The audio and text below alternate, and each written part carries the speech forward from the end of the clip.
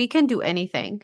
But the thing is, can you challenge yourself enough to believe that you're worthy, that you can do it? Especially for women, it's so much deeper that you actually have to do that mental work. It's in your mind. Dig a little bit deeper. Like, where actually are you getting stuck?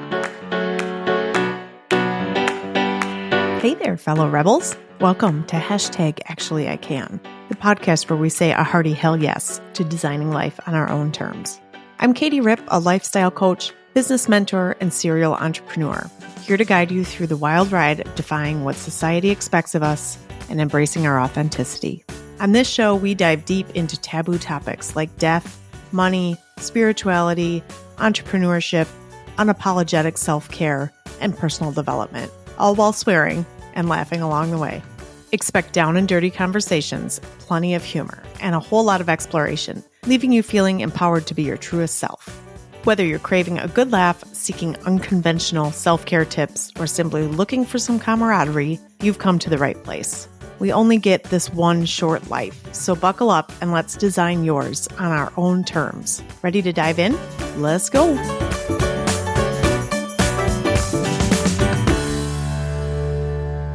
I'm so excited to have you. I'm excited to be here. I'm excited Thank you. to chat. I love the topic. So many topics and so many things. Yeah, so I'm going to kind of give you the floor. Yeah, obviously the name of the podcast is #ActuallyICan. So this is more of like a fuck you. Yes, I can do this, right? Actually, I can do this. I did it. Watch me. I mean, obviously, I think you're such an inspiration, but it's hard to be this person, right? Like, it's hard to be you, I'm guessing, right? To hear it from other people, and I'm sure you hear it a lot. But then there's like the other side to all of this too. So I'd love to get into, first of all, just your story, like how you got here, because that's a story in and of itself, right?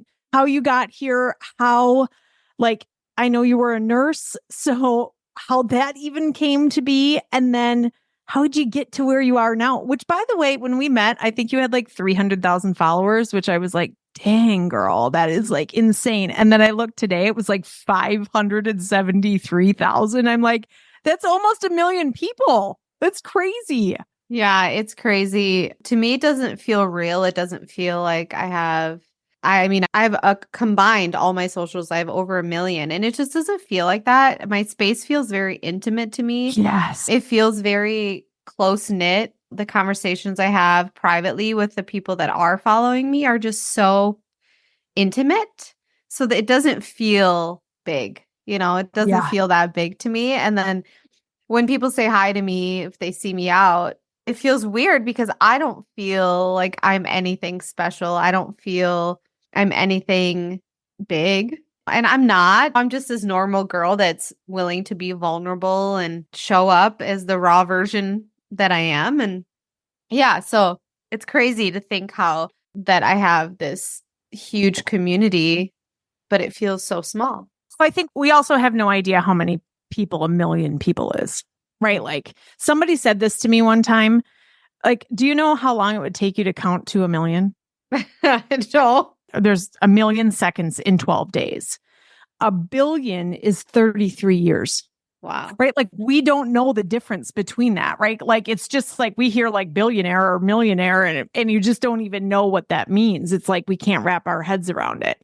I'm totally fangirling over you, but like not from a space of followers, from a space of I love everything you put out to the world, right? Like the mental health aspect of this is so important to be sharing with people that can relate to you, and that it's okay to be not okay. Is that one of the things that has been like the biggest motivator for you? Mental health, it wasn't really anything that was even in the forefront of my mind when I first started sharing on social media. So the way it all started for me, so like you said, I am a nurse, and that was my dream job. That was my dream profession, and I wanted to do everything with it. I wanted to go on and get my nurse practitioner. I wanted to keep, like, I love school. I love education. I love learning. I'm kind of like a geek in that sense. I just love learning. And turns out, side note, I'm finding out in therapy that that's also like a part of my like toxic anxiety because I constantly need to have validation of what, yeah. You're raising your hand. You Which have is the like, same. yeah. Yeah. So like it's a good thing. I love to learn and I love to be educated, but it also my need for validation masks a lot of my issues with mental health. But anyways, so I'm a nurse by trade and I graduated from I went straight from high school to nursing school. I did the traditional college route. I was the first person in my family, immediate and extended, to ever go to college. And I'm a first generation immigrant. Yeah, I read But in like, your bio, you came here in 1998. yeah. What year were Yes, you born? Or how old were you when you got here? How about that? 10. I was 10. Wow. Yeah, I was 10 when I came to the US. If you want to go that far back, we can. So I'm a refugee of war. Yes. I was born in Bosnia. And for everyone listening, the war that was happening in Bosnia is very similar to what's happening in Ukraine right now. Like the people are being displaced, and in Bosnia it was a very religion and political type war. And my mom was displaced with my brother and I. We lived in refugee camps. We were hostages at one point. I don't remember it. Like, I don't have like actual visual memories of any of this. And my therapist says it's probably because you know, I Yes, blocked it because your out. brain is your friend, and it was like, Yeah. no, we're not gonna give that to you. Yeah. But, my mom tells me stories, but we fled to Germany, lived in Germany in a refugee camp. And then when the war was over, quote unquote, they were sending everybody back home. And the only way you could stay in Germany is if you had somehow obtained a residency or citizenship in that meantime. We lived in Germany for like 7-ish years and we had nowhere to go. So my mom applied for American residency. It was like a year-long process. We had to go through all these interviews and application process, and we had to go to the doctor. It was like this huge thing. You can't just like come to America and live in America if you're going to like be a resident legally. So we got our residency, we got our green cards. How'd you get here? We flew. So we flew from Germany with one suitcase. We left everything behind. And there was a program in Chicago, it was a refugee relief program, and you had to be sponsored by a family. And the family that sponsored us are my cousins they're like very distant Yeah, cousins, once removed. Right. like, Yeah. yeah. Right. Yep. But they were only like in their 20s. But Oh, him and his wife sponsored us and they helped us get an apartment. So we got a studio. We had like a studio apartment in the south side of Chicago. My mom and nobody spoke English. We didn't speak English. how old is your My brother? He was like 8. Oh Yeah. my goodness. Yeah. And my mom had, through this program, they find you a job. And so she was like a housekeeper or like she worked for a program. And they also require you to learn English. So obviously we would learn it in school and my mom had to take classes. And so my mom met the teacher of her English class after about a year of learning English and getting her driver's license and all this stuff. Like Was she basically, alone? yeah, single Oh, mom. this is insane. I know. She's wild, some of the stuff that she went through. I mean, I also So, love her, right? Like yeah, I've watched every single fucking video with her on it, and I love yeah, her so much. yeah. She's like one of the strongest people that I know. She was my age, maybe a couple years younger than I am right now with 2 kids. No, yeah, she was about my age. 2 kids fleeing countries left and right. And then we were sponsored. So we lived in kind of a shitty area of Chicago, and my mom just didn't want that for us. So we were sponsored by a church in Janesville, Wisconsin. And they sponsored us to move there and they got us an apartment and a car and a job. They put my mom through school. So my mom's education didn't count in America. So she like was this very well educated woman back in Europe and she got put through school. She became a CNA. Yeah, and she did all that. I went through school. I went to school for CNA at age 16. I got a job as a CNA. And then obviously catching you up, I went to nursing school in Madison at Edgewood College. And It was like the coolest, best experience of my life. I loved it. And I love being a nurse. I worked at the VA hospital in Madison. And I felt like that was a very like full circle moment for me because America helped us so much. And Oh, I know interesting. there's a lot of Yeah. like really like a lot of negative things about our country right now. We're in an election year and there's always something to complain about. But to me, like America saved my life. And America gave me a life that I would have never had. It gave me opportunities that I would never have, and it continues to do so. So I have this like completely different perspective of where I live and how I live compared to when we visit our family. Like life is so different over in Eastern Europe. So I felt that working at the VA was a full circle moment because I got to take care of America's most vulnerable veterans who, like, in a roundabout way, helped save my life, you know? So I just loved working at the VA and worked there for 14 years. 15 years? Yeah. God, you must have been so young. I think I was like 19 when I started there. Wow. Mhm. Well, thank you for your service because I'm going to end up in the VA hospital someday. Are you? You're a veteran? I am. I Yeah. didn't know that. Yes. I Well, was thank you in, for your service. yeah, it was a lifetime ago, right? I went in 2002 and was over in Kuwait and Iraq in 2003. Oh And my then, God. yeah. And then came home and, had babies and got out. But, it's interesting to hear you say that because sometimes I have a weird like feeling around being a veteran. Like people thank me for my service all the time. And it's a very like sweet, like people are actually grateful, but there's also like a lot of opinions about it, right? Like how political it can be. And I was in an aviation unit. So like we flew around VIPs and shit. We weren't like doing any combat or anything, but to be in Kuwait and Iraq and see kids like living in tents and there's all these camps and it's a very different world. And it was like a lifetime ago, but I appreciate you saying that because it's sometimes hard to be a veteran. Yeah. Oh, yeah, absolutely. And I think the general public, before I worked at the VA, I had no idea about anything about veterans and what they went through and what they saw. And I saw very, very many different generations of veterans, World War II, Sure.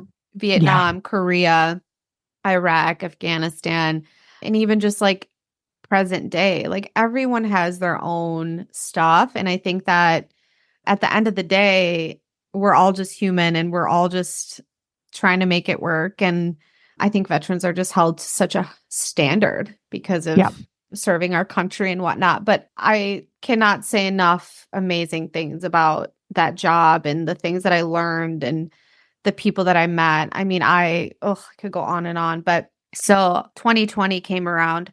So in the midst of working as a nurse, I've always been a creative person. I've always had a blog. Like I had a blog in high school, like when blogs weren't even really a thing. Yeah.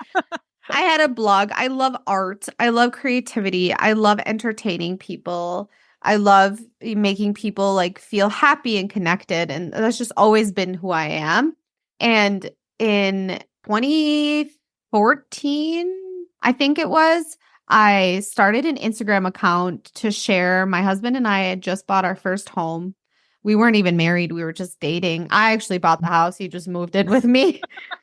And we bought our home and we were doing all kinds of renovations. And I started sharing on social media about our renovations and the DIY projects. And it just kind of took off.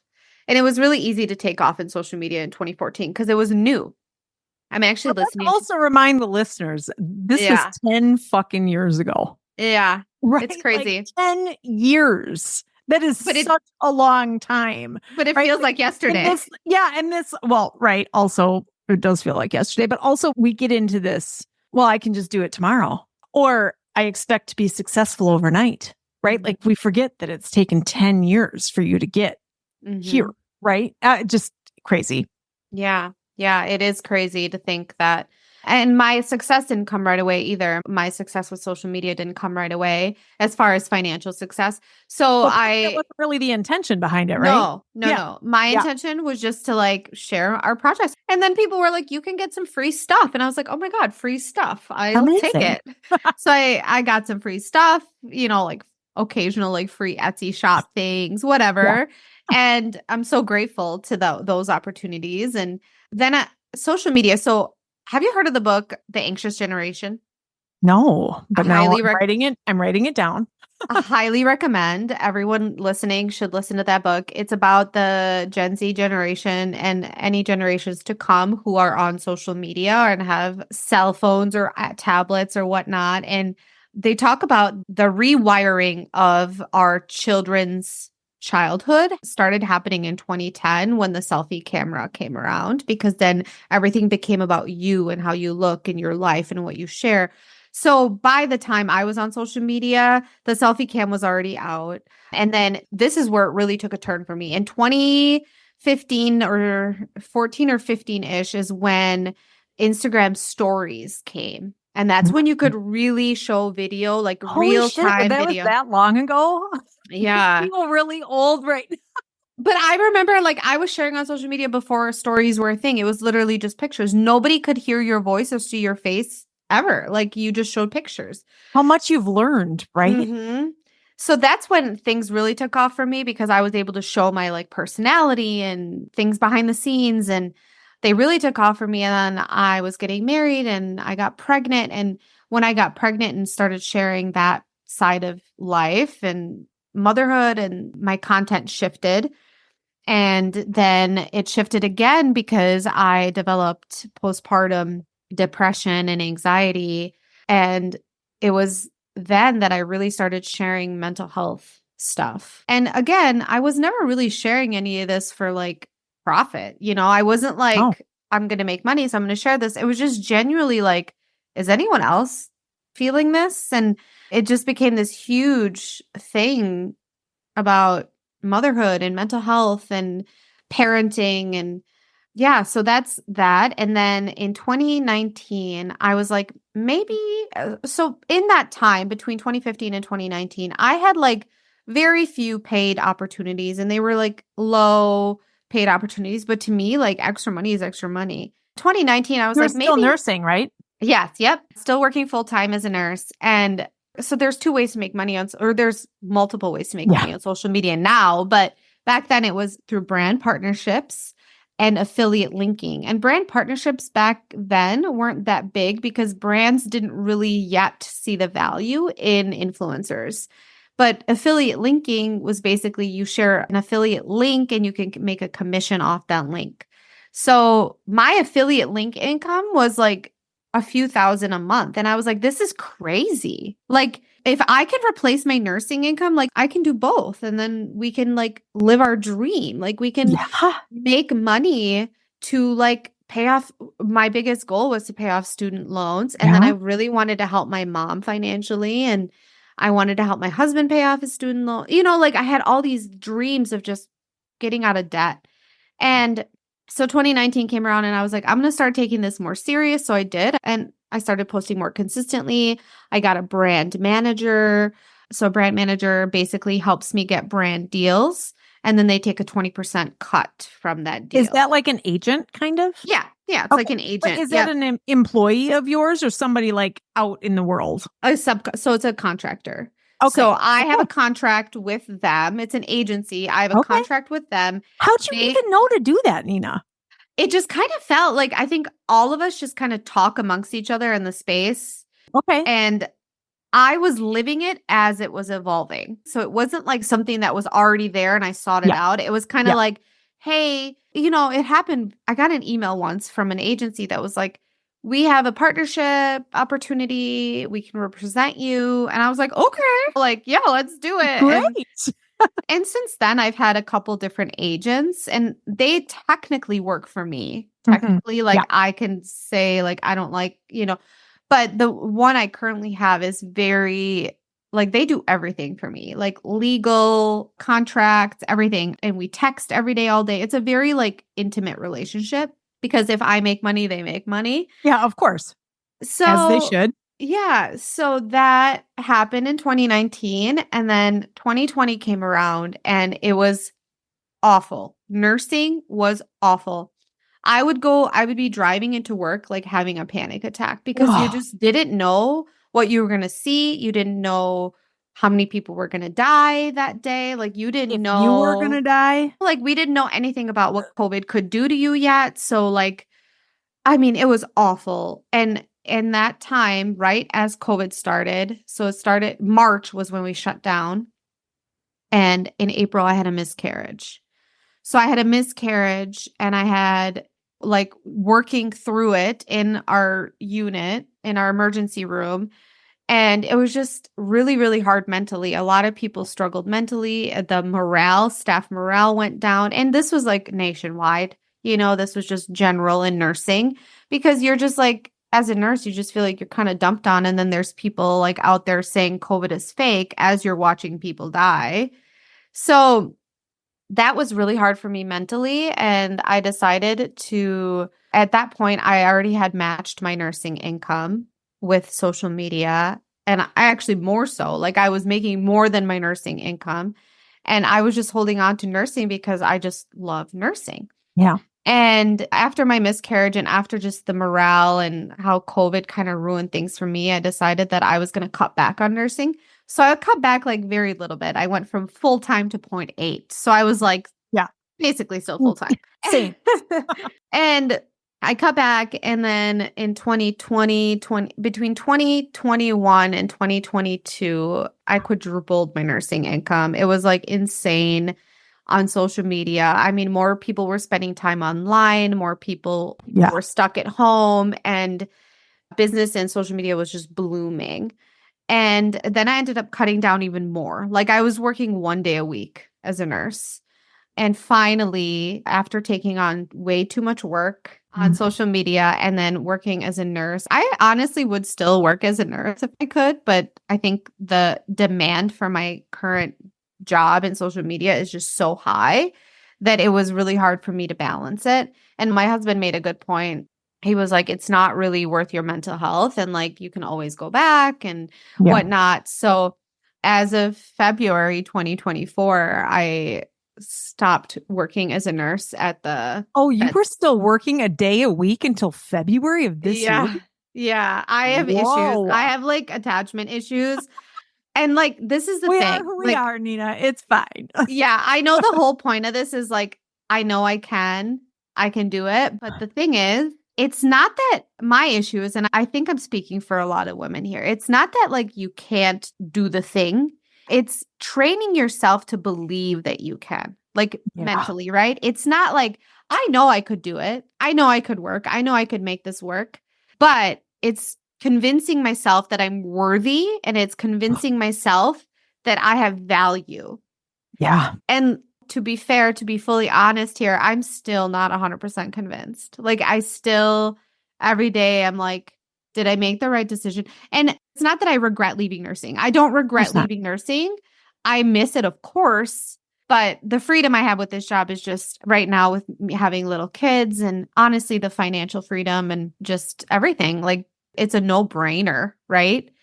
But it's the fact that I just worry that I made the right decision as far as, do I bring enough value into people's lives as I did when I was a nurse?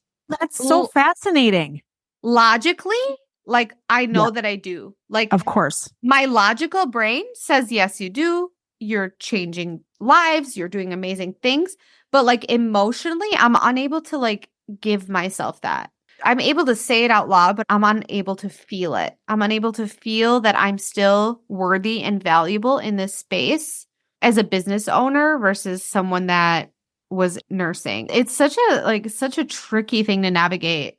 I have so much respect for you even saying that out loud, because I would imagine that most people that see you from a 30,000 foot view is like, what does she have to worry about? Right? Like, or that there's no such thing as imposter syndrome when you get to a certain level.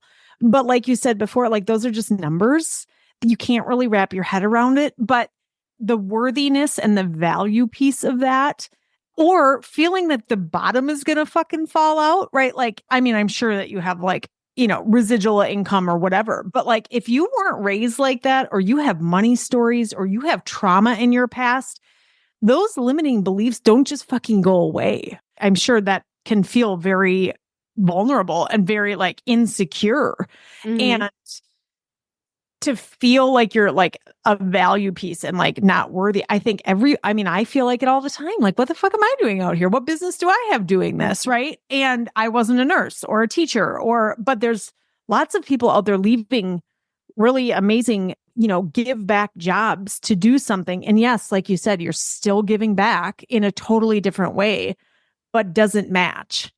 And when you feel like it's mismatched, it just feels different. So thank you for saying that out loud. I feel like you're so honest, and you have probably said that a number of times, but to say it here where people are, of course, it's like hashtag actually I can. Well, yes, from a far away place, you can do fucking anything you want until you get into it. And then all of a sudden Yeah. you're like, oh my God, I'm going to actually quit this job. Like I'm tethered to this job and it feels safe and it feels secure. I did it for years at my Mm-hmm. gym job. I was still running 3 other businesses and still had a full-time job at an athletic club. And I just felt like, oh my God, I can't leave this. This is my secure, like nice little paycheck, even though I was making triple that. Right. Like Mm-hmm. it's a real party we're Yeah. in. Yeah, I think that you hit it on the head with the money. There's a lot of money trauma and a lot of money scarcity mindset that I have because of how I grew up and because of not having any money. So for me, no matter how much money I have, I could have $1 million right in front of my face and I still would be afraid that that wasn't good enough and it would be taken away from me at any given moment. Because all my life, that's what it was. My Yeah. home was taken away from me all the time. My family was taken away from me. And we didn't have money. Food. We didn't have food. So, like, that scarcity mindset is so hard. But I also want to add that as women, I think that we are taught to be comfortable with what we have. And we are taught and told that we shouldn't want more. So for me to believe that I'm only worthy as a nurse because that is what I should do. And I love being a nurse. I love taking care of people and saving lives. I love that. But I'm still stuck in that mindset of like, but am I still worthy to be doing business in a business that I never had business in? That's the thought that I'm constantly battling. Because if it was a man, that was like, I'm going to go become an entrepreneur, I'm going to leave this bedside nursing job and become an entrepreneur, he would get a pat on the back. Whereas a woman, we are taught to believe like, am I still worthy? Am I doing enough? Am I still valuable as the woman that I am in a more powerful role? Yeah. And I think we get in trouble then, right? Because then we're like, well, I'm going to do all of the fucking things because I have to be productive and I have to be worthy if I'm going to do all this stuff. One of the things I like to tell my clients right now is like the things that you can do with money, right? Like the good that you can do with money when we are like responsible and good, caretaking, creative, resourceful, whole people. The things that we can do with the money that we make is priceless, right? Like you can turn around, like you think you make a difference at a bedside, you could buy a fucking hospital, right? Like, or you could pay for everybody's treatment if that's what you wanted to do. But in order to do that, you have to make a lot of money, right? So it's okay to make money. I have my own fucking money stories. Let's be real, right? We all do. Yeah. Of money stories. I was at a workshop this past week with 7 very highly ambitious women. And the workshop was about a money mindset. And my first question to them was, what's your first money memory? And they all wrote down their first money memory and all of them cried, right? Like all of them had some sort of memory about money that the emotion was so close to the top that it just poured out. Like, why do we have these things? And it takes a lot of work to get there. It takes a lot of work and like peeling back all the layers of this to leave a nursing job or leave a teaching job or leave any kind of job to pursue something that isn't necessarily the norm. Yeah. I do think that I love the hashtag I can because we can, right? We can do anything. But the thing is, can you challenge yourself enough to believe that you're worthy, that you can do it? I think it's so much deeper, especially for women. It's so much deeper that you actually have to do that mental work. Like, why are you stuck? What is making you feel stuck? It's not that you can't, like you told me at the beginning about your friend, it's not that you can't make a reel. It's not that you don't know how to work a camera. It's not that you don't know how to get a brand deal. It's not any of that because that you can watch a million YouTube videos and Yeah. learn it in a second, right? It's in your mind. Dig a little bit deeper. Like, where actually are you getting stuck? Because Yeah. for me, this is something I'm working on in therapy. For me, I'm getting stuck because I believe that everyone is worthy. I believe that everyone is deserving of grace, but I have yet to allow myself to have grace and feel that worthiness. And like I fight for it every day, but it's something that I constantly have to work on. So my thought is like, I can work for that. I can work for those emotional needs or I can work for those emotional changes so that I can do the things, right? Yeah. It's just so much deeper than like, yes, I can do that. Well, of course, we can all do it, right? Like, there's that saying out there, I think, like, if knowledge was all we needed, we'd all be rich and thin. Right? Like, Mhm. knowledge isn't enough, right? We have to Mhm. go through, like, why aren't we doing it? Mhm. Why aren't we taking the next step to do that thing? Because we can all do anything, right? But there's examples of it all over the world of people doing it before you, or maybe not, but doing something with a significant courage level. Yeah. But what's holding us back, and I do totally agree, I think for most women, it's a worthiness or a like, do I feel valuable in this space? Am I giving enough? Again, the answer logically is yes, but every other, like, that's not enough. Mhm. That part is not enough. Yes, I can do it is not enough. Yeah, I literally That's have it. in my phone, I literally have a photo album that's called Nice Messages. And I screenshot those messages that are like, you've changed my life. You've changed my perspective. You've made me a better mom. You've helped me seek therapy. You've like, I have all these like messages that are so deep and intimate that I literally put in that folder because I have to remind myself, like, I'm not just because there is such a surface level to the job that I do. Like, there's the affiliate links and the brands and like the money that I make. But to me, what's more important is the connections that I make. And what's more important to me is that I'm able to help somebody feel more confident in themselves in any aspect in their life, their relationship, their parenting, their motherhood, their body, whatever it is. I want people to feel more confident. And there's this constant battle because in my job, success for brands and affiliates is measured by numbers. Mhm. And July and August are very slow months, right? So, like, I've been really feeling down. My numbers are down. I mean, across the board for everybody, they are. But when you have brands that are like, well, why is the ROI down this month? And then I beat myself up for it. And then I feel like I have to push more sales. So it's a constant balancing act for me too, because there are definitely, I've met people in this business, in this industry that are like strictly like, this is my job. I only share links. I only do business deals.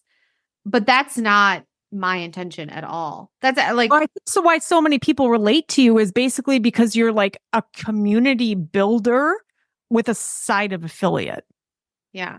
right? Like, you have built up this amazing community that you happen to do the other stuff for. That's how I feel you put yourself out. Like, I'm here to build community, and the Hmm. rest of it is just like the cherry on top Yeah. instead of the other way around, right? Oh, like, that's why I'm speaking. I can't speak for your other followers, but I can speak for myself that like I watch every single one, but it's because I think you're talking to me and you actually care. And then like sometimes I buy your bra, Hmm. right? Maybe we shouldn't tell your brand affiliates that, but like mostly, right? Like And then I'm sure that there's a ton of other people that go to your socials or your other sites specifically because they like what you offer, right? Like they like the product that you offer. I mean, you have so many like demographics, right? Yeah. Revenue streams and all of these things. But to me, it never feels like you're pushing product. It feels like you're building community first. And then it just like, this is the cool side piece. Yeah. No, thank you for saying that. That's my goal and that's my intention. But again, it's like a fine balancing act because there are days where I'm just like exhausted and I don't feel like talking to anybody. Yeah. I don't feel like talking to anybody. And there are those days where I don't feel like talking to anybody, I maybe have an ad that has to go live that day because it is at the end of the day, the way that my business is, it is a business, right? Like, first of all, it wasn't a business to begin with. It was me just trying to build a community. And I still want that and I still strive for that. But at the end of the day, like I do have contracts, I have brand partners, and it gets really sticky sometimes. I only take the brand deals and partnerships that I feel truly resonate and align with me as a person and my brand. But like some days I'm like, I don't feel like I'm not in a peppy mood. I'm not in the mood I'm in a shitty place, but I have to post this ad because that's my contract. Because that's my fucking job. Right. Yeah. And we all have that, like in all jobs. Like I know you are in the business of empowering women and helping women and like building confidence, just like I am. And I mean, maybe you can vouch for this. Like I'm sure you have days where you're like, feel like shit about yourself and don't feel confident, but you have to go tell someone else to be confident. Yes, of course. Like I try to practice what I preach, but otherwise, like I also look to other people to inspire me, right? Because like we're just not out here like with no problems and like things just fucking amazing all the time. Hello, my friends. It's Katie here. If you're feeling stuck or searching for more purpose in your life, I have something special for you. My new book, Midlife on Purpose, is out now. It's all about embracing midlife as a time for growth, joy, and living authentically. Packed with worksheets, tools, reflections, and trackers, this workbook is your guide to rediscovering your passions and creating a life you love. Whether you're navigating career changes, personal challenges, or simply seeking more fulfillment, Midlife on Purpose will inspire you to live boldly and with intention. Get your copy today and start your journey to a more purposeful life. Available at katierip.com and Amazon. This brings up a question I had for you. I specifically, like me, I know how much work this takes, right? Like this isn't just fucking posting reels and hoping for like throwing enough shit at the wall and seeing what sticks, right? There's strategy behind this and there's money that you pay out for people and there's like, it is a job.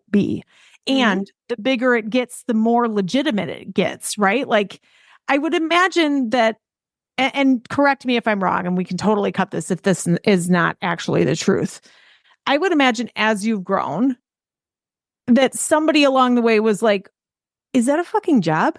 Like, is that even a job? Or like, yeah, so there have been people that have like mocked my job or asked what it is. And even to this day, I like, when someone asks me what I do, I just say I'm self-employed. I work in social media marketing, or I just say I work in marketing because do you call yourself an influencer?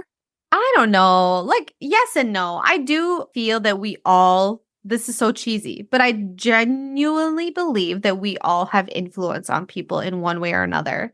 Social media would not exist if that was not true. We all have influence. Right. And I think that you're just a professional one. I just get paid. I just feel that it's gotten a bad rep and I don't know why. I mean, some people say content creator, influencer. Yeah. I just usually, if someone asks me in like a professional setting, I just say social media marketing because that is what I do. I do marketing, but I do believe that my influence on people's lives is beyond marketing. I do believe that I have an influence on people to want to be better. I mean, I have a whole fucking album in my phone of pictures, like people telling me, This right? is what I do. So this is where the like need for validation, like I have data that Yeah. proves that my job is valuable to people. But yeah, people have like not directly to me, but I've seen like people say like, how is this a job? This is dumb. And I do really good. Like I stay off of any of the gossip sites. There's Reddit. I stay off of all that. And I don't even look. I don't Google myself. I have a very head forward mindset. Like, I'm doing the best that I can for me. I'm doing the best that I can for my family and my employees. And I will fuck up. I will say the wrong thing. I will make mistakes. I will change my mind. I tell my kids this all the time. It's okay to change your mind. It is okay to change your mind if you feel that you made the wrong decision. Because my son was like, well, you used to let me have the tablet every day and now it's only on the weekends. And I don't like that. And I said, I know you don't like it. And mommy made a choice to change her mind because I learned some new things about tablets. And, so like I believe that people will always have something shitty to say. And this always brings me back to like, a woman in this business is always going to get hated on. A man in this business is not going to get hated on. They're either like smart, they're a comedian, they're valuable, they're this, they're that. But as women, it's really hard for some people. And I do think that a lot of like the people that do hate on influencers, I do think a lot of that stems from like their own inner shame or embarrassment or jealousy, or like they're just not able to be happy with for somebody else. Like when you played that message for me that your friend sent, like that is the kindest thing ever. Like to know that people are talking about me in a positive light behind my back is like protecting my name when I'm not there. Like that is the biggest and best gift anyone can give me. And that's who I hope to be as a person, because you can always find something shitty. You can always like people will say, oh, she's but in you her can underwear. also as equally or more find something good. Well, all the time. The influencer part of that, the where you said a lot of people call themselves content creators or whatever, is that kind of the among the I'm going to call you guys influencers, but among the industry, because like I'm technically a life coach, right? Like I'm technically a coach, but somewhere along the line, life coach got a bad rap, like the pit bulls of the 90s, right? Like for whatever reason, life coach has never been a great term. And in my coaching circles, people are like, oh, I would never call myself a life coach. Which, I mean, I get it, but I also like, for some reason, find it a like personal crusade to correct it. I don't know why. It's not my job to do that. But I'm curious if like everybody feels that way because it got a bad rap. So we don't call ourselves that. We just like all call ourselves whatever it feels like good to call us at the time. If that's a like pretty common. Yeah, it's a common discussion amongst people in the space. Some people will say influencer, some people will say content creator. I think that generally most people don't call themselves influencers. I don't know. I don't care if people call me an influencer, and I can call myself that. Again, like I said before, I do think that we all have influence. And if we can be a positive influence, then why is that a negative thing? Yeah. I think that you as a life coach, you can technically be called an influencer too. You're influencing people to find the best versions of themselves. So I don't know. That's just, people are always going to be negative. And again, like influencing is such a new, and there's so many different types of influencing. There's literally people who are like, there's people like me who have taken this role and made it a business. This is a business now. I have 7 employees. Really? Yeah. I have a whole team. I have, it's a whole business. Like, it's crazy to think. And then there's people who are maybe in the infancy stages and are just like sharing funny dances and videos. Like, I think that's why in the term influencers get such a bad rap, because like you have the ones that are kind of like mocking the influencers, and then you have the ones that are just doing it for fun and like maybe sharing fun, cute videos. And that's oftentimes how it starts. And then you have the ones who are on a TV show like The Bachelor, and now they're influencers. There's such a wide range of influencers. And I think that it's going to always have a bad rap.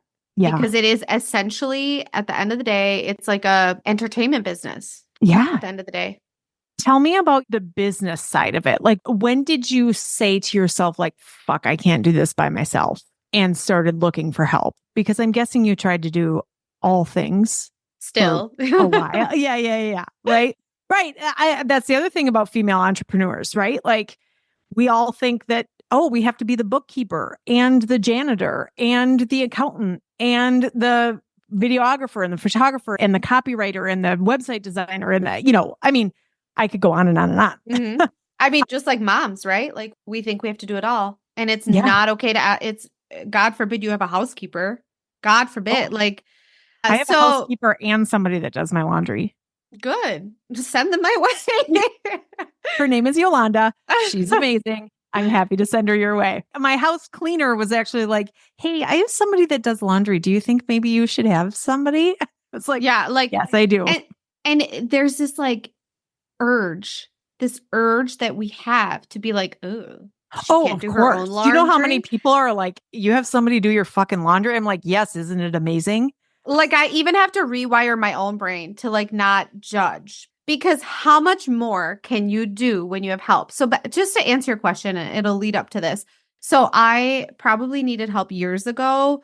My husband is the more like logical thinking. Oh, and he's a man. Like he's not expected to do it all. So he's the more logical thinking and he thought I needed help a long time ago. So I hired part-time, very part-time, like 5 to 10 hours a week help. And the only reason I even hired help, this was in 2019 or 18, was because she was like persistent in my email. It was Uh-huh. someone that was a follower. She was persistent in email. And I was like, girl, I don't need help right now. She's like, well, let me know when you do. I'm here. Like, here's my resume, blah, blah, blah. So then in January of that year, I was like, fine, like, let's try it out. She's now my full-time COO. She like runs she's like the brains behind the business. But Good for her. Yeah, I'm like, Cassidy. ask Cassidy. Yeah. So I hired Cassidy very part-time and it was never an intention to hire anyone full-time. Like I said, this business that I'm running, I come from zero business knowledge. I come from zero, like I'm a nurse. Like nurses don't know shit about money and business. Like if you ask any accountant or any like financial advisor, they'll tell you like doctors and nurses are some of the worst money people because they don't know Oh, I'm anything. sure. Right. All they care Well, about is not like helping people. It's not their wheelhouse, right? Like I'm caring for people. You figure the rest out. Yeah. So I just have never had a business mindset. I have a business personality. I always say like I could sell a pencil. That's Yeah. just who I am is I'm just a passionate. Yeah. Anyways, so I hired Cassidy and once she came on full time, well, actually, once she came on part time, every year after hiring her, my business doubled in income, in revenue, like doubled every year. And it's like insane how much my business has grown because of Cassidy. She has taken so much off my plate. And since her, we've hired two more assistants. And then I have an editor and then I have a manager. So, and then Tom, I employ my husband too. He could probably do more, but and this is where it like gets really tricky. Like he does so much for our family that people wouldn't think like, how is that a job? But like he takes care of a lot of things. Like he cooks. I don't like how he cleans, so I still clean, but Yeah. he like does the cooking. He takes care of the kids. Like he organizes like the sports and all that. So he does a lot of the things that traditionally women are expected to do. And then he also does all of my business bookkeeping and he pays my employees, accounting stuff. So like he does all that. One time he forgot to pay our nanny and I was so pissed at him. So like it is still a small business. We're still figuring it out. Yep. And people used to tell me this all the time. And I'm sure you've heard this and I'm sure you've said this to people. Once you hire help, even if you don't feel that you want to pay someone for it, your business blooms. It grows. Like you get so much freedom. I think people go into having their own business, and you know this, you've owned a lot of businesses. You go into having your own business and you think like, this is going to be amazing. I'm going to have all this freedom. No, it's the opposite. You literally invest your entire self and time and being into this business. And then once you're able to get help, then you're supposed to back off a little bit, right? You're supposed to. I just told my mom the other day, she owns a business, by the way, speaking of my mom earlier.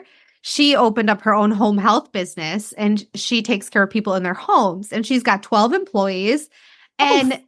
That's amazing. I know, I love it. She's like a true, like amazing American dream story. But she has 12 employees and she pays them, but then she also works herself. And her sister is coming from Europe to visit. And I was like, did you take time off? She's like, yeah, I did a little bit, but I'm not going to have any pay. I was like, Mom, why are you not paying yourself? Well, I'm not working. Yes, you are. You write the schedule, you do the bookkeeping, you run a business. Like she's still in that mindset. Like Yeah. I have to be physically doing the work to be making money. And like I said, like those are all things that you don't think about. Like on that subject, I tell people all the time, like, if you're not careful, all you do is buy yourself a job. Yeah. And a really Yes. expensive fucking job. Right? Like I bought a wine bar and then ended up bartending all the time. And I was like, I just bought a super expensive bartending job. I'm done. I'm no longer event coordinating. I'm not bartending. And so I started spending some of the money to hire employees, which there's a whole, for me, the value piece in hiring local amazing staff is like, it's part of it that fills my cup, right? Like that part of it I love. So when I started, and what I call it is buying my time back. Mm-hmm. So like I buy my freedom back every single time I hire an employee. I buy more freedom for myself to not be there. And I was doing it all because I can, doesn't mean I should, right? Yeah. Like I was bookkeeping. I was doing all the website. I was doing all my social media management. I'll never forget I hired Mariah to do my social media management. She also reached out to me on Instagram and was like, do you need help? And I was like, sort of offended. Sorry, Mariah. I was sort of offended that I was like, what's wrong with my social media? Like I'm doing it myself. It's totally fine. Right? Like, no, I don't need any fucking help. And then all of a sudden I looked at myself and I'm such an impulsive poster, right? Like I can post something, but I have to be there. And like, that's just how I work. I can't like plan stuff out and schedule. I've got 42 courses to show me how to do that I just can't. And finally I was like, you know what? I think I'm just going to hire her. How much does it cost to hire her? I can still do all the impulsive stuff, but like there's a strategy behind this. Oh yeah. And when I hired her, all of a sudden it was like, oh my God, I never have to worry about social media. I only do like the fun stuff. Yeah. And my husband was like, don't you do that for a living? Like for other people, like social media managed? And I was like, yeah, but I'm not doing it anymore for us. Yeah. But I bought some of that time back and I needed it. And so when you're talking about my bottom line goes up every time I buy an employee. I mean, I buy my time back. I mean, that sounds horrible, but I also pay them well and I'm happy to pay them well. I'm happy to like give them my money so I can be at home with my alpacas. Yeah. One thing that I feel guilty, this is something that I'm working on currently, is I feel guilty when I have time. Like I'm like, all my other employees are working. Why shouldn't I be working? So like on days where I have like slower days, I feel like I need to fill that time with stuff. Because I mean, when you own your own business, you can always find work. Yeah. It's never like in nursing, I would clock in and out and that was it. Especially in the emergency room. You see the patient and then they're gone. Like it's never like a continuous thing. Whereas with this business, it's a continuous thing. You're constantly thinking, you're constantly like strategizing. For real. Never gets done. Oh my God. So does your lady actually put your laundry away too? Oh yeah.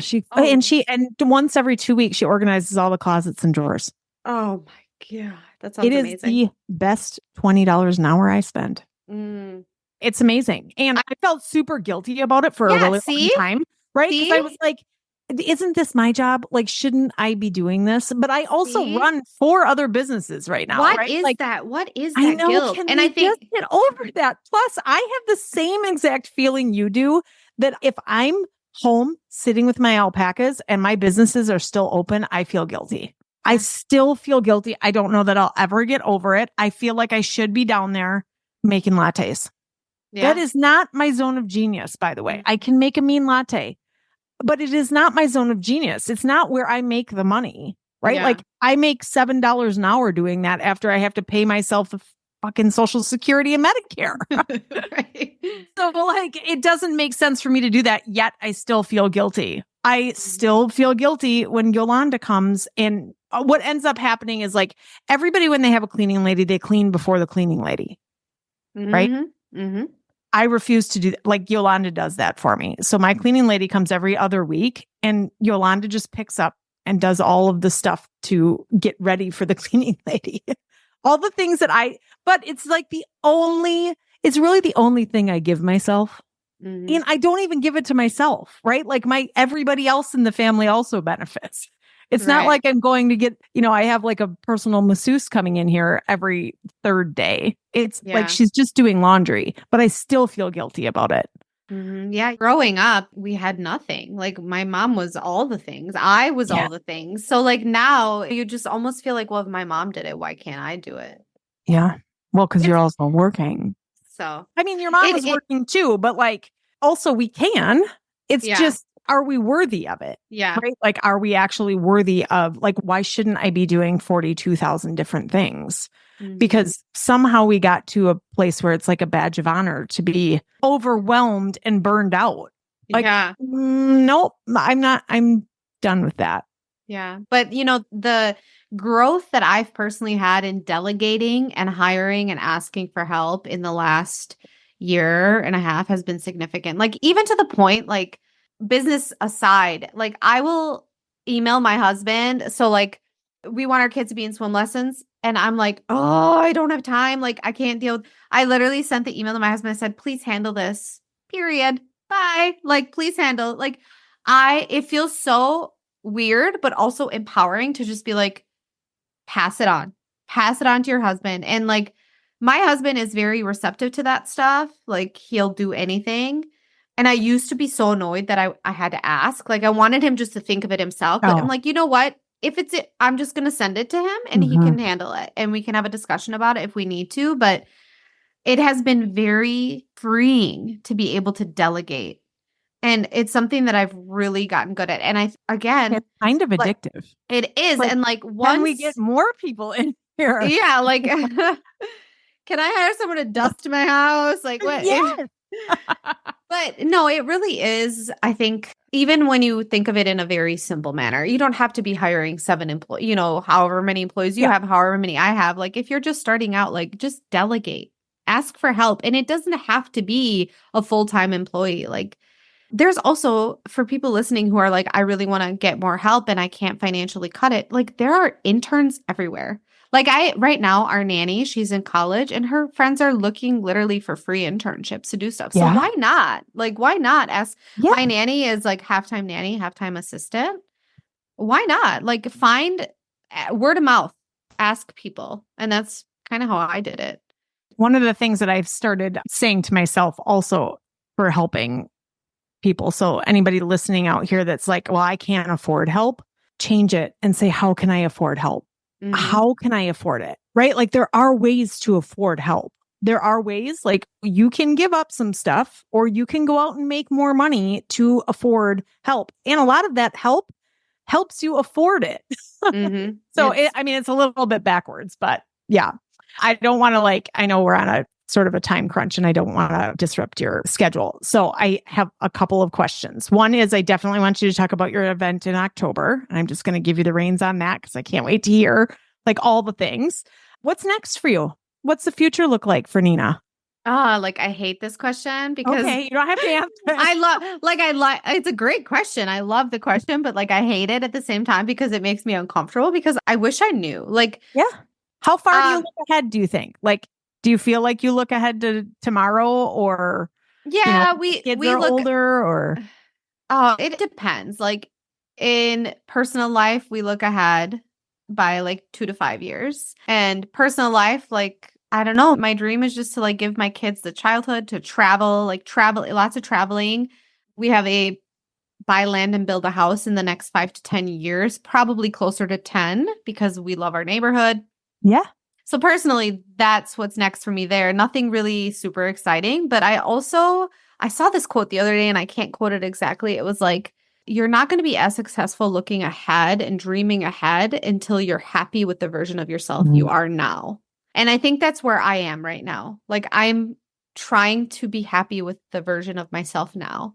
I might look like this super successful, put together person on the outside and I'm running this awesome business and I'm so proud of it. But I have a lot of work to do as far as giving myself grace and as far as giving value to who I am and what I do. I'm still like, those are things I'm still working on. As far as business, where I'm going, this year was kind of a busy year for me. We started a nonprofit organization called Nurtura Foundation. And that was a dream of mine for years. I wanted to help families who are low income or who are in need. And so this year was kind of taken up by that. And we haven't really thought too much ahead, but we're hopefully going to be doing more confidence and empowerment events for women, some speaking. I would love to do more speaking events.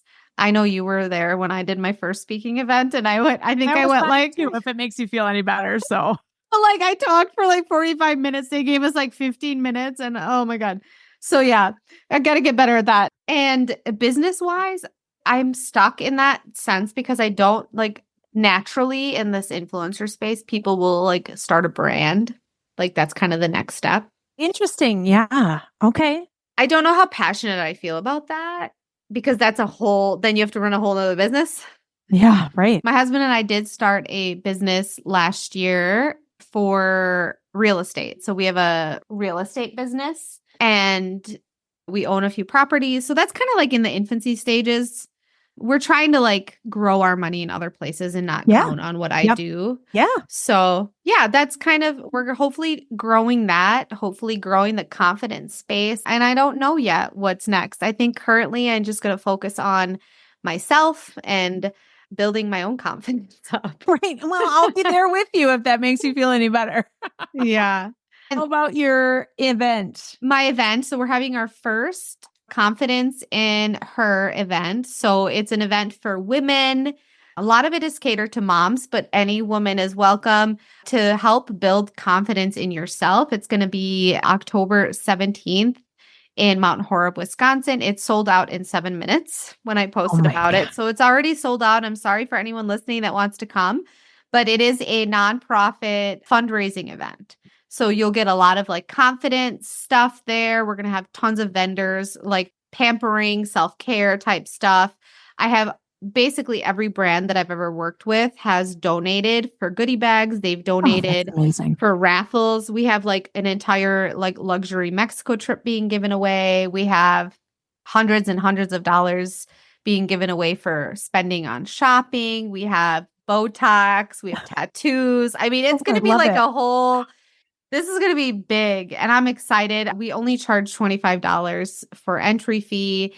And I'm hoping that this will help women feel like there's a community out there. And we're going to have a panel of speakers talking about confidence. We're going to have a keynote speaker talking about mental health in women and motherhood. And then I'm going to speak. Hopefully I won't go over my time, but yeah, there's going to be a DJ. There's going to be, oh my God, we're going to offer professional headshot. Like I'm hoping that women just leave feeling just empowered and worthy of who they are in their life. You think you'll do it every year? Honestly, it was really a lot of work. Yeah. It's like, so much work. Basically since January, we've been working on this and it's now August and Cassidy has done everything. Cassidy and my manager. Those things from the outside look like, oh my God, this is so cool. And it is amazing. But like the amount of work that goes into shit like that is next level. Yeah. And I think that people have written to me and say they want this every year. And I think that we don't have enough of these things. Maybe you and I can do one together. I would love that. I feel like when you do it with other people, it's like easier. But I mean, spread it out a little bit. I had like major imposter syndrome. I was like, no one's going to come. No one's going to buy a ticket. And like it sold out in 7 minutes. And then we opened more spots up and that sold out in 2 minutes. So it's just such a testament to how hungry people are for connection. Yes. Yes. Right. Especially women and moms. That people are like kind of done with the virtual space. That's what I've discovered. Like I've done a bunch of virtual stuff and all my in-person stuff is way more attended. It's just, that was actually one of the questions is, do you ever feel lonely? Like isolated? Yeah, all the time. Yeah. I do. I have Cassidy here a lot now, and that really helps me because in nursing, you are in a nurse's station with a bunch of people and you're always talking, constantly socializing, and it's just amazing to get away, like in that job. It's amazing to get away from your house. It's amazing to get away from your kids and your husband. And you're in this space of like mutuals. Like everybody feels that way. Like, oh, my kids were driving me nuts. Or like, whereas now I'm in my house where I have this constant need and desire and guilt if I'm not cleaning or if I'm not organizing and then I don't leave my house very often. That's another thing I need to work on is I've become such a homebody. I don't like leaving my house ever. I barely go anywhere. So yes, it gets very lonely, but I'm kind of at peace with it. I don't know. Yeah. I used to be such a social person. I had to have plans all the time. And now I'm like, I kind of love this. But yeah, it is lonely. Yeah, I know for me, like the healthier I got and the more I healed my own like inner child and myself, I liked being with myself a lot more. And so I didn't need other people to fill that in as much. And so now I'm like this homebody that I'm like, oh, if I never have to leave here at all ever, it would be amazing.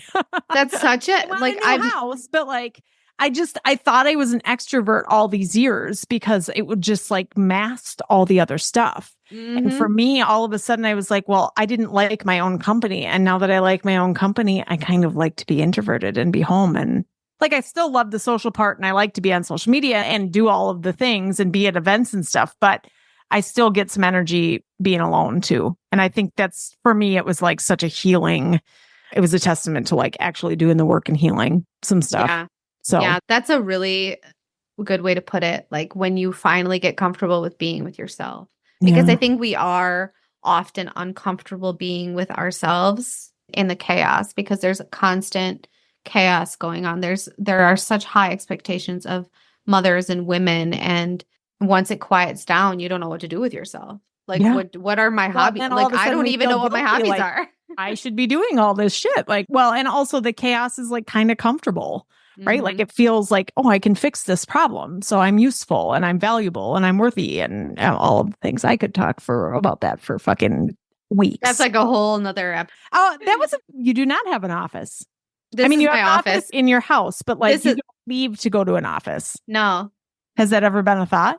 My husband thinks it would be a good idea, but like I would have to then drag all my clothes. Like I do a lot of stuff with clothes and like a lot of I want my content to feel like natural and I want it to feel like I'm just in my house showing you, so I don't want that. Yeah. Maybe one day, depending on where the business goes. You might end up up with like a really super cute Airbnb that you just go to for a retreat. Yeah, like, that's a good idea. I'm going to the office. Yeah. That would be nice. We have a commercial property I could go over to, but I don't know. I like being in my house and yeah, me too. I love it. I also love my office. My office is pretty badass, but right now it's covered in a bunch of shit from the ice cream shop. Oh my God, I have so many questions that I should have asked you that I just never got to, but maybe I can have you back on. Yeah, I'd love to. I'd love to come back. It feels like such a easy, natural conversation. Oh, I just love you. I mean, I watch everything and I like seek you out. I'm so glad we met. I'm so glad my path crossed with yours. I just feel like sometimes people, well, not sometimes, all the time, people cross each other's path for a reason. And I just like, I'm always rooting for you. I know you don't probably need it, or maybe after this conversation you do, but I'm always rooting for you. I just feel like you are just such a bright, shiny light in so many ways. And so keep doing what you're doing. And at least two of us love you, me and my friend Jana. Tell her I said hi. I sure will. She will be fangirled all over that. I just feel like there were so many important things in there. Like, of course, not everybody feels great. Like we just, do it. Sometimes you have to do it scared. Sometimes you have to do it bloated. Sometimes you have to do it, all the ways. And sometimes you just say no. Right? Yeah, I think that the biggest takeaway for Yes, I Can is that you can do it if you're willing to believe in yourself. And you can say no and you can ask for help. Yeah. Those are the things that I think we miss a lot is saying no and asking for help. And you can do it because I've built an entire multi-million-dollar business doing those two things. Even though it took me a long time to believe that I can do it. You don't have to wait as long as me. I promise. asking for help is it's so good. game changer. Yeah, it's so good. I'm not going to leave Yolanda's name for the laundry because I'm scared that if I give her name out too much, she'll leave me. So Yolanda has a special place here. But yes, you can have somebody else do your laundry. Yeah. My mother hates it, but whatever.